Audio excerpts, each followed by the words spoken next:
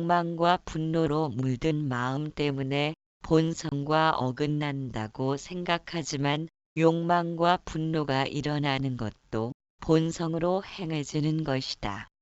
일단 이러한 사실을 이해하면 더 이상 마음을 비우려는 의도에서 자유로울 수 있다. 마음이란 채운다고 채워지거나 비운다고 비워질 성질도 아니다.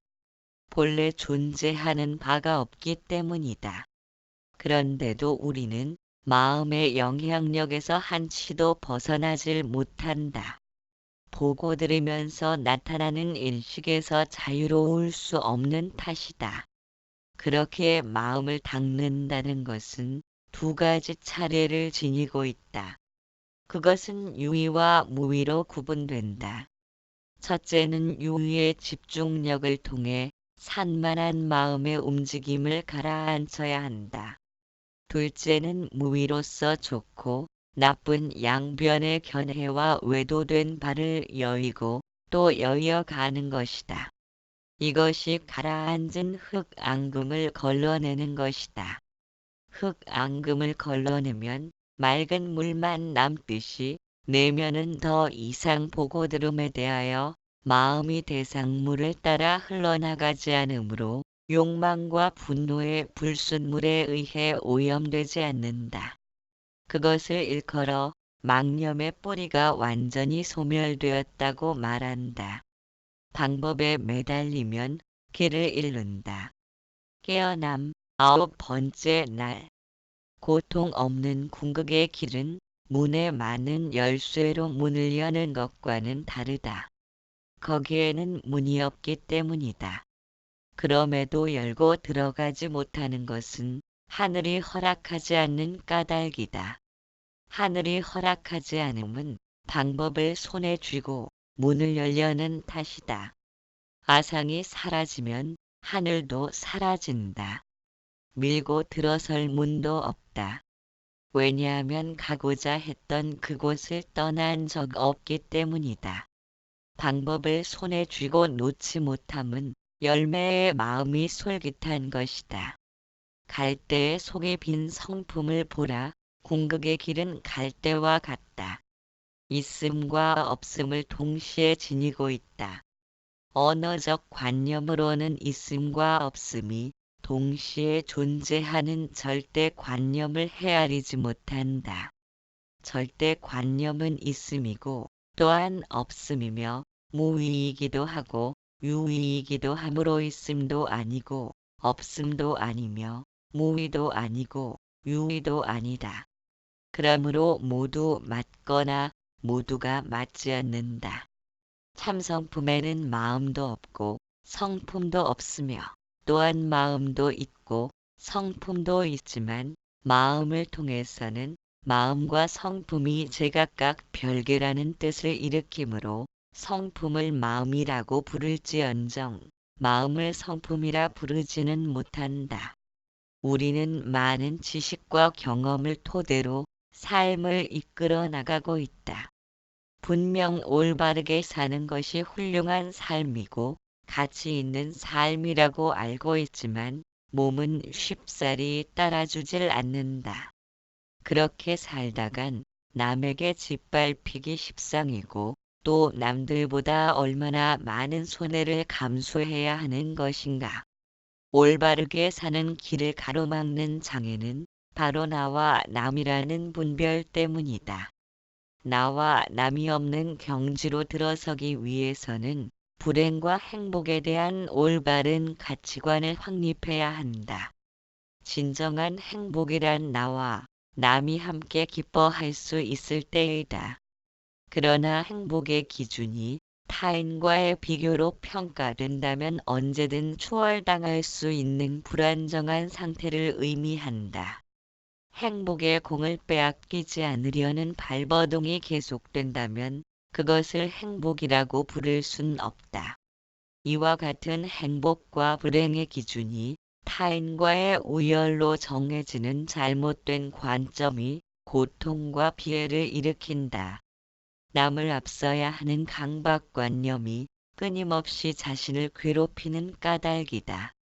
그것은 상대적인 관념에 머물고 있는 동안 계속될 것이며 이를 올바로 세우지 않는다면 우리에게 진정한 행복이란 여전히 그림 속의 떡일 뿐이다. 인간은 자신이 살아온 환경에 커다란 영향을 받고 있다. 적과 벗으로 나누어지는 것도 살아온 환경이 같은가 다른가에 따라 좌우되고 있다. 살아온 환경이 본인의 마음가짐과 사고의 방향을 결정 지어 놓았기 때문이다. 자신에게 전개되는 삶의 모습은 자신의 마음 쓰는 모습이 투영되어 나타난 것이다. 생각으로는 손해를 보고 싶지 않고 많은 이득을 얻기를 바란다 해도 처세가 원만하지 못하면 주변의 사람들은 등을 돌리기 마련이다. 그들도 자신이 소중하기는 마찬가지이다. 자신도 이롭고 남도 이로운 길을 발견하는 것이 행복의 단추를 꿰는 것이다.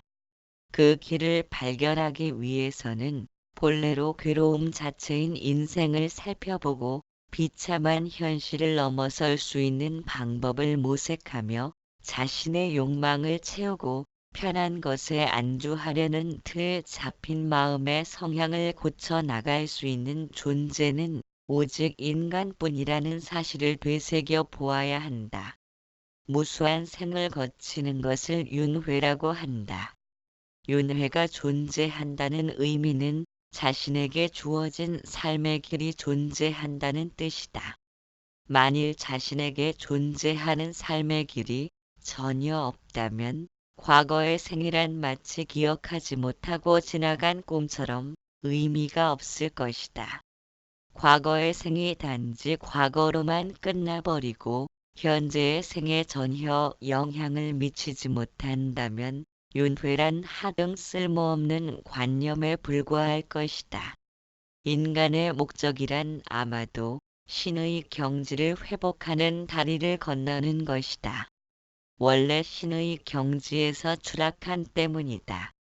이번 생에서만큼은 그것을 해결하려면 윤회나 생멸을 반복하는 존재란 올바른 표현이 아니다. 왜냐하면 그것은 하나의 과정일 뿐이기 때문이다. 전체적인 안목을 지니기 위해서는 가지나 잎사귀 위에 머물기보다는 땅속에 깊이 묻힌 뿌리를 보아야 한다. 뿌리를 보는 안목이란 제각각의 나뭇잎으로 존재하는 것이 아니다. 가을이 되면 떨어지는 낙엽처럼 매달려 살아온 것들과의 결별을 경험할 것이다. 인생이란 얼마나 허망한 것인가를 몸소 체험한다. 그런데 이듬해 봄이면 낙엽이 떨어진 그 자리에서 새로운 잎이 돋아난다. 허망함은 사라졌고 진실함이 나타났다.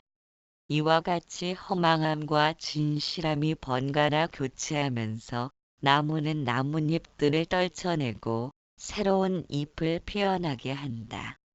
피고 지는 나뭇잎을 바라본다면 허망함도 있고 진실함도 있다. 그러나 나무의 입장에서 보면 나뭇잎은 영영 사라진 것도 아니고 영원히 생긴 것도 아니다. 그들은 단지 순환되어질 뿐이다. 존재하는 모든 만물은 변하여 사라지고 있다. 무너지지 않는 것이란 하나도 없을 것이다. 그러나 모든 것이 무너진다면 무너지고 난 후에 세상은 텅 빈 허공밖에 없을 것이다. 허물어뜨리고 다시 세우려면 그것을 주관하는 변멸함이 없는 에너지가 있어야 한다. 만일 그 에너지까지 변하여 소멸되는 속성을 지녔다면 허물고 다시 지을 순 없을 것이다. 허공이 있음으로 해서 삼라만상도 생겨나고 멸하면서 바람도 불어오고 바위는 부서져 티끌이 되면서 온갖 변화를 일으킨다. 우리 역시도 허공과 무관한 존재가 아니기에 허공을 숨 쉬지 못하면 즉시 생명이 끊어진다. 그 이유는 허공과 연결된 존재이기에 그럴 것이다. 허공에는 지수 화풍의 요소를 함께 지니고 있다. 그래야만 모든 것을 허물고 새로 지을 수 있다. 우리는 허망함과 공허함을 같은 선상에 놓고 이해하려고 한다.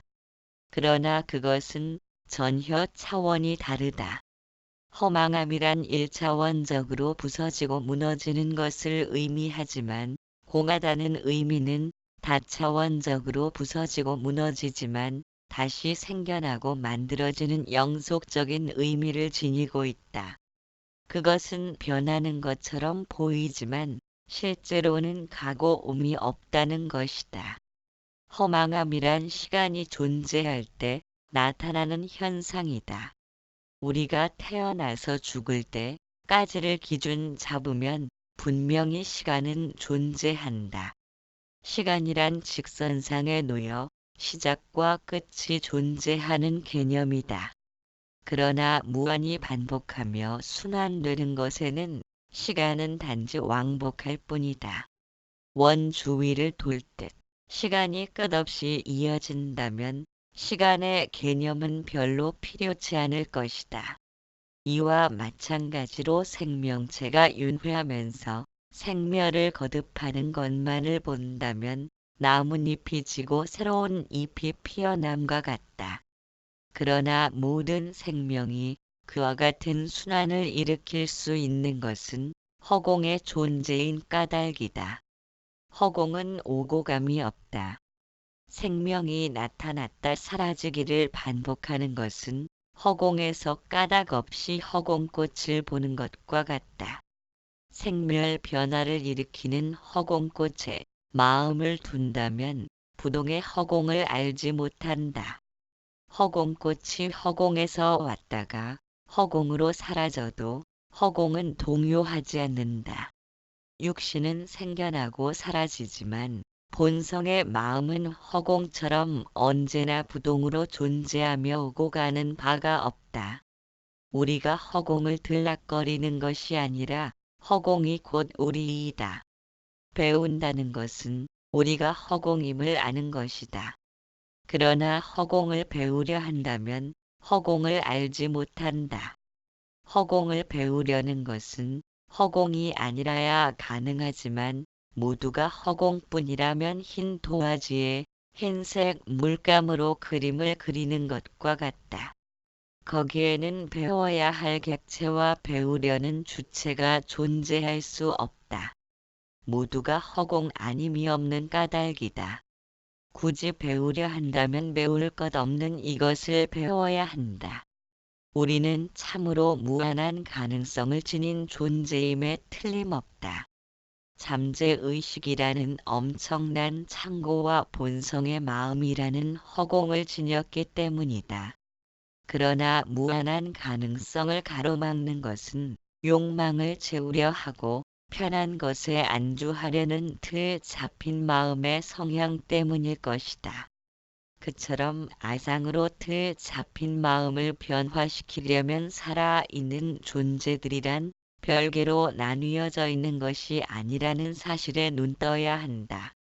내 마음의 벽을 허물면 남들이 언제까지나 자신의 벽을 고집할 수는 없을 것이다. 나와 남의 관계에 있어서도 본성은 다를 바 없지만 삶의 모습은 서로 다르기에 배움을 실천하려면 끈기 있게 지속하려는 인내를 필요로 한다. 인내란 어떤 결과로서 나타나는 현상에 대해 본인의 감정을 드러내지 않는 것이다. 그러나 인내란 보다 근원적인 문제를 이해할 때 드러난다. 단순히 감정의 반응을 참기보다는 배후에 감추어진 의미를 이해한다면 인내하고 싶지 않아도 인내할 수밖에 없다. 배후를 알건 모르건 우리에게 나타나는 모든 현상이란 그럴 만한 이유가 있음으로 해서 존재한다. 삶의 질서에는 털끝만치의 오차도 허용하지 않기 때문이다. 만일 근본을 향해 있다면 인내한다는 말조차 바르지 않다. 빌린 돈을 갚을 뿐인데 거기에 참고 견뎌야 할 무엇도 존재하지 않는다. 그러나 어금니를 깨물고 참아낸다면 전체적인 시각을 갖지 못하여 반쪽짜리 인내만을 사용할 뿐이다. 반쪽짜리 인내라도 사용할 수 있다면 보기 드물게 훌륭한 일이다. 반쪽짜리 인내를 통해서라도 마음을 텅 비우면 세상 일은 자신이 지어놓은 업을 따라왔다간 간다. 굳이 인내할 일이 있다면 자신이 알지 못한 오래전에 지어놓은 잘못에 대하여 상대방이 이만큼 오랜 세월 동안 기다려준 것에 대한 고마움을 표현하고자 하는 그 마음을 한번 참아봄이 어떨까 한다. 그래야 상대방이 당혹해하지 않을 것이기 때문이다. 인내를 실천한다는 것의 보다 큰 의미는 전체적인 시각을 갖는다는 것이다. 도저히 참을 수 없는 억울함과 분노를 인내함으로써 자신의 역량을 어마어마하게 확장시킬 수 있다. 잠들었던 나를 깨우는 것이기에 아마도 이것이 배움을 실천하는 삶일 것이다. 도저히 자신을 살필 수 없도록 분노가 솟구쳐 오르는 상황에서 인내할 수 있다는 것은 누구도 전해줄 수 없는 변혁의 불꽃을 피우게 한다. 때문에 배움의 자세를 간직하고 살아가는 사람에게는 두려워할 그 무엇도 존재치 않는다. 우리는 거래를 통해 살아간다. 즉 이만큼 주고 준 만큼 받으면서 살아가는데 때로는 그것을 벗어난 거래가 이루어진다. 은인을 만나 도약의 발판이 되기도 하고 원수를 만나 삶의 기로에 서기도 한다. 분노의 불길은 걷잡을 수 없이 번져나가므로 멀쩡한 삶을 휴지 조각처럼 만들 수 있기에 깊이 잠든 의식을 깨울 수 있는 것이다. 그래서 삶을 배운다는 것은 여러 가지가 있는 것이 아니라 억울함을 전해주는 원수 같은 적들에게서 일 것이다. 만일 우리가 준비되어 있다면 그들을 어쩌면 최고의 스승이라 부를 수 있으며 잠든 의식을 깨어나도록 한 것에 대하여 감사의 마음도 전할 수 있을 것이다. 그에게는 어떠한 모습의 삶이 전개되더라도 축복할 것이다. 자고 구함을 멈추어라 깨어남 10번째 날. 고요한 정멸에 이르는 것을 수행의 목적으로 삼는다면 귀신굴에 빠진 것이다. 정멸함을 알아차리는 자는 무엇인가 마음이 멸하였기에 스스로 알지는 못할 것이다.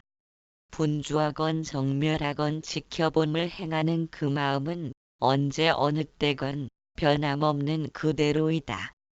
그런데도 시끄러운 것은 싫어하고 조용한 것을 찾는다면 한결같은 성품을 잃어버린 탓에 잘못된 노력을 행하는 망념의 뿌리이다.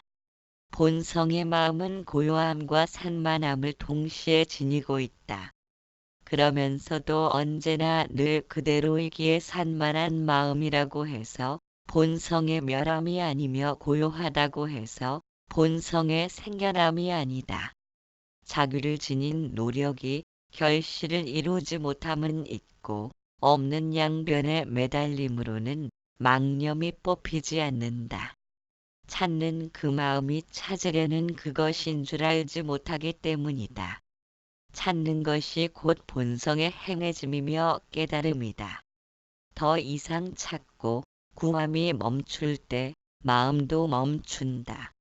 산만하게 흐트러진 마음을 집중함으로써 흐릿한 모양을 버리고 홀가분한 상태로 존재하지만 오랜 습기로 인한 앙금은 여전히 남겨져 있다.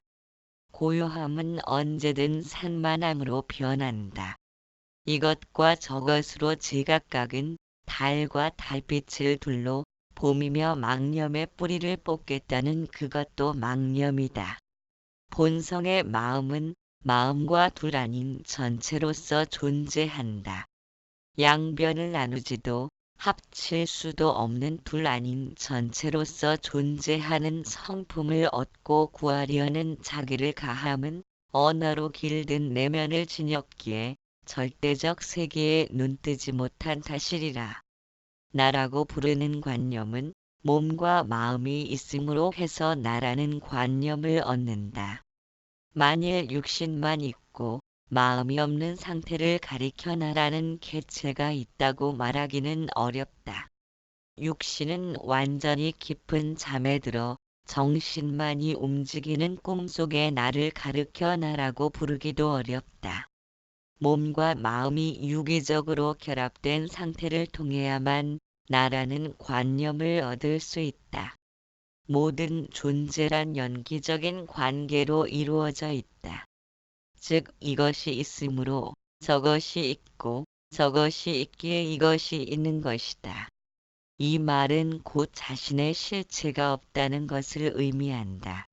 이러한 사상이 연기론이고 대부분의 종교는 연기론 사상에 의거하여 건립되어 있다. 허공에 받침 없이 둥실 떠올라 있는 지구라는 별도 결국 허공의 산물이다. 언젠가 흩어지면 흔적 없이 허공으로 사라질 것이다. 이처럼 온 세상에는 어느 것 하나 허공을 의지하지 않고 단독적인 객체로서 존재하는 것은 없다. 세상의 모든 것은 지수화풍의 사대를 인연하여 이루어진 것이라 때가 되면 사대로 흩어져 소멸되기 때문이다. 깡통에 불을 담아 돌리면 불원이 생겨나지만 불원은 실제하는 바가 없다. 깡통과 불과 회전력이 만들어낸 허상인 까닭이다. 이처럼 세상의 모습을 드러낸 삼라만상은 이것과 저것이 모여 생겨난 것이기에 실제로 존재하는 자체가 없다. 세상은 양극단의 조화로서 나타난다. 그것은 나무가 가지와 잎이 피어나기 위해선 땅 속으로 뿌리를 내리는 것과 같다. 이처럼 음과 양, 높고 낮음, 많고 적음, 기쁨과 슬픔, 밝음과 어둠 등의 서로 상반되는 것들이 끊임없이 조화를 이끌어내며 세상은 움직이고 있다. 이것과 저것이 서로 모여 모습을 나타내고 있다는 사실만 이해한다면 세상의 모습이란 영상 속의 화면처럼 나타난 것임을 알게 된다. 그때 비로소 행하면서도 행한 바가 없는 무의무의에 다가설 수 있다. 그렇기에 한쪽만을 고집하는 편견에 사로잡힌다면 스스로가 불완전한 삶을 살아가고 있음을 입증하는 것이다. 탐욕과 분노, 집착 등의 부정적인 마음의 성향은 양극단의 조화로서 나타난 현상에 대하여 한쪽만을 고집하려는 어리석음이다. 그것이 마음이며 지금 현재를 벗어나려는 활동성을 의미한다. 그러나 지금 현재를 벗어났다는 것은 허상적 개념이라는 말과 같다. 과거는 이미 지나갔고 미래는 아직 오지 않았으며 우리는 언제나 지금 현재만을 살아갈 뿐이다. 그렇다면 마음은 실제하는 바가 없는 과거나 미래를 가리키는 허망함에 지나지 않는다. 그런 까닭에 마음을 믿고 따르다 보면 목마른 갈망을 일으키므로 혼란스럽게 하며 갈등에 쌓이도록 만들고 있음을 알아차린다. 불교에서는 나 없음의 무아 사상을 일깨우고 기독교에서는 너의 행사를 여호와께 맡기라는 무아 사상을 말하고 있다. 즉 무아 사상이란 나와 내 마음이란 존재하는 바가 없음을 의미한다. 만일 참으로 이 세상에는 눈에 보이고 들리지만 무엇 하나 존재하는 바가 없음을 터득한다면 나와 내 것을 주장하려는 아상이란 쓸모없는 물건에 지나지 않는다. 아상이란 깡통 속에 불을 돌려 생겨난 불원을 나라고 하며 내 것이라고 주장하는 것이다.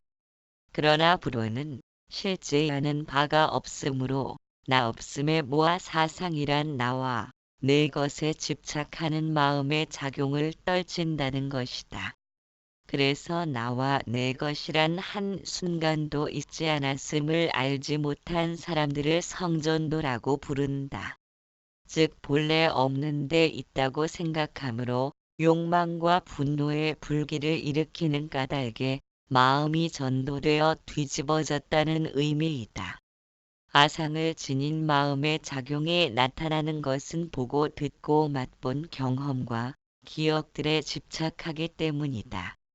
좋은 기억들에 대하여 그것을 놓치기 싫어하며 반대되는 것을 거부하려는 움직임을 마음이라고 부른다. 세상의 모든 것이 생주이멸을 거듭하며 변하고 사라지는 것임에도 불구하고 이름과 모양에 붙들려 실체를 인정하다 보면 생각은 들 잡혀지고 굳어진 마음으로 변해간다. 일단 들 잡힌 마음은 세상을 자신의 모습에 맞추기 시작한다. 그러나 세상을 자기 편으로 끌어들일수록 자신과 맞지 않는 부분이 늘어나고 맞지 않는 부분이 많아질수록 불협화음은 점점 소란스럽게 울려 퍼지는 것이다. 나무에는 줄기도 있고 잎도 있고 가지도 있고 뿌리도 있지만 나무가 생겨난 원인으로 돌아가면 씨앗에서 생겨난 것이다. 나무에는 이것과 저것으로 나눌 수 있지만 씨앗에는 나눌 수 있는 부분이 존재하지 않는다. 전체로서 존재하는 까닭이다. 우리들의 시야가 외관과 겉모습에 치우치면 표면으로 올라오는 것이고 근본을 향해 가면 뿌리로 돌아가는 것이다. 자신의 입장만을 반영하고 자신에게 기준 잡힌 방식으로만 세상을 보고 듣는 것은 나무를 보면서 줄기와 잎, 뿌리를 제각각 나누고 구분 지으려는 상대적인 습성을 지니고 있다. 그러나 씨앗의 세계에는 이것과 저것을 가리킬 손가락마저 존재하지 않는다. 전부가 하나로 통해 있기 때문이다. 나무의 세계에는 이것과 저것이 제각각 존재하기 때문에 좋은 것은 취해야 하고 싫은 것은 떨쳐내야 한다. 씨앗의 세계는 나눌 수 없는 하나인 세계이며 하나인 세계를 흔들어서 가지와 잎들이 생겨나면 온갖 세상이 모습을 나타내는 것이다. 마치 물을 회전시키면 물방울이 생겨나듯 갖가지 모양을 지닌 물방울이 만들어지는 것과 같다. 우리가 초점을 어디에 기준 잡을 것인지에 따라 안목이 정해진다. 근본인 씨앗에 맞출 것인지 아니면 표면 현상인 잎과 가지에 맞출 것인지에 따라 마음이 일정함을 유지하거나 희로애락에 대하여 큰 폭의 높낮이를 지닌 굴곡의 마음을 경험하게 된다. 씨앗인 근본 세계에는 선과 악이나 행과 불행, 밝음과 어둠 등이 하나로 통해 있지만 표면 현상에서는 줄기와 가지, 나뭇잎 등으로 펼쳐져서 나타난다. 모든 것이 전체로서 존재하는 씨앗 세계에 안목이 없다면 세상은 제각각 존재하는 탓으로 좋은 것과 나쁜 것의 차이가 나타나고 탐욕과 분노로 물든 마음을 안고 살아야 한다. 마음에 의해 혼란당함은 세상의 근본을 보는 이치가 부족하기 때문에 나 없음의 모아 사상을 통해 세상을 보는 안목을 넓히고 있다. 얼음을 갖고 조각하면 끝내 얼음이고 돌을 갖고 조각하면 끝내 돌일 것이다. 가령 음식을 요리한다 해도 그 재료가 무상과 무아무아란 재료를 사용하여 만들어진 음식이라면 그것이 아무리 맛과 향을 지녔다 해도 결국은 본 성품인 무상과 무아의 한계를 벗어나 유상과 유아로 탈바꿈 될 수는 없는 노릇이다. 세상에